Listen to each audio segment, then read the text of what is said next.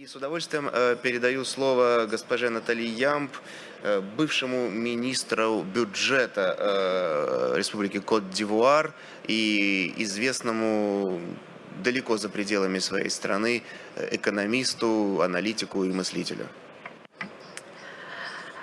Je souhaite en premier lieu remercier les autorités russes et la Team Afrique pour m'avoir permis de venir exprimer mon point de vue, celui de mon parti et celui du professeur Mamadou Koulibaly, candidat à l'élection présidentielle de 2020 en Côte d'Ivoire, sur la souveraineté, sur les valeurs africaines, sur les urgences de développement en Afrique et le rôle que la Russie peut y jouer.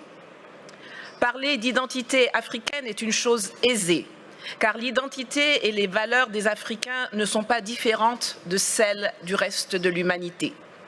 Nous avons les mêmes sentiments de solidarité, de compassion et les mêmes aspirations à la liberté, à la dignité, à la justice et à la propriété.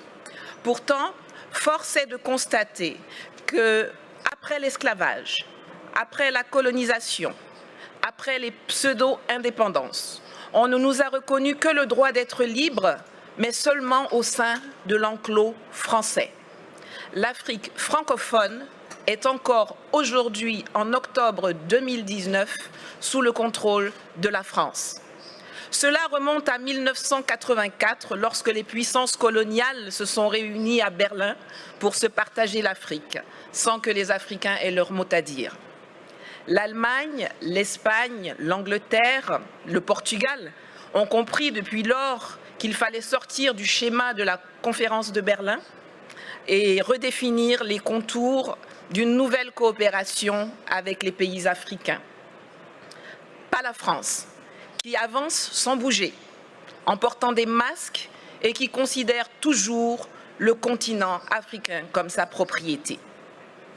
Les peuples d'Afrique, et particulièrement la jeunesse, revendiquent pourtant avec de plus en plus de vigueur leur besoin de démocratie, leur droit à l'autodétermination,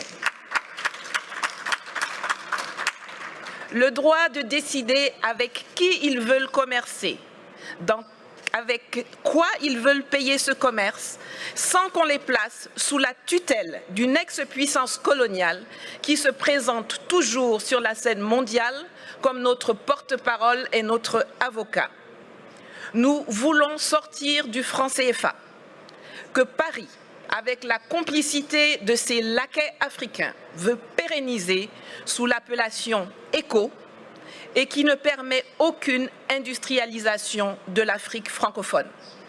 La conquête de notre souveraineté monétaire est capitale, car la seule stabilité que le franc CFA garantit aux pays qui l'utilisent sont la mauvaise gouvernance, la pauvreté et la corruption. Nous voulons le démantèlement des bases militaires françaises qui, sous le couvert d'accords de défense bidons, ne servent qu'à permettre le pillage de nos ressources, l'entretien de rébellions, l'entraînement de terroristes et le maintien de dictateurs à la tête de nos États. Nous refusons que la France continue d'usurper la voix de l'Afrique à l'ONU, qu'elle soit à la base de quasiment toutes les résolutions concernant le continent.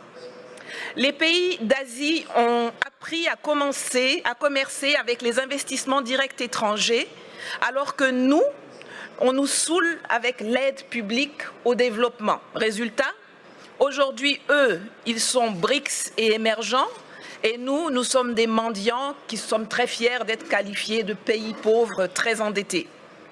Cela doit changer. Cela va changer et la Russie a un rôle à jouer dans cette évolution.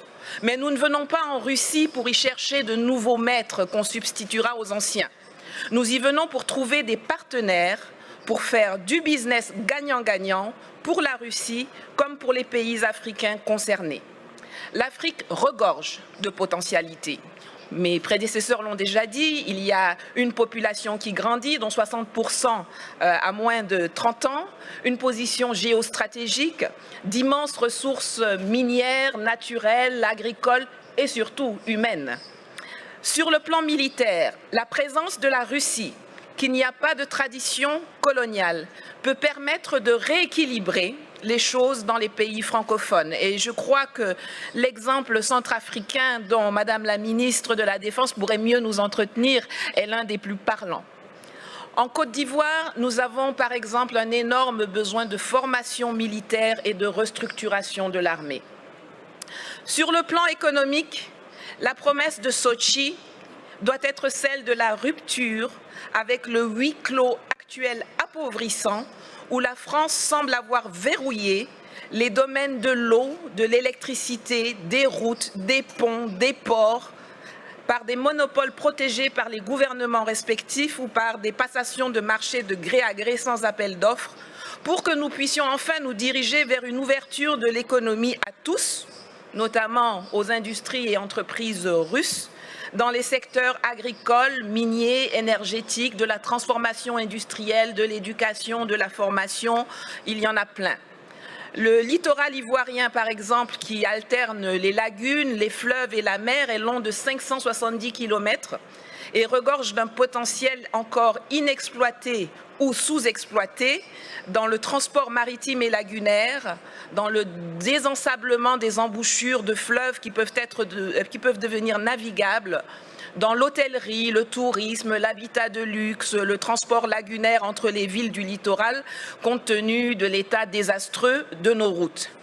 Enfin, sur le plan politique et diplomatique, le monde et la Russie doivent cesser de nous voir à travers les lunettes déformantes du storytelling méprisant, mensonger et négationniste de la France, qui nous assujettit. L'Afrique n'a pas besoin de tuteurs à l'ONU, l'Afrique n'a pas non plus besoin de nouveaux propriétaires, mais la Russie y a sa place comme un partenaire dans une logique de Commonwealth, d'enrichissement partagé, de collaboration vivifiante et innovante entre les secteurs privés respectifs. Le monde bouge, les lignes évoluent.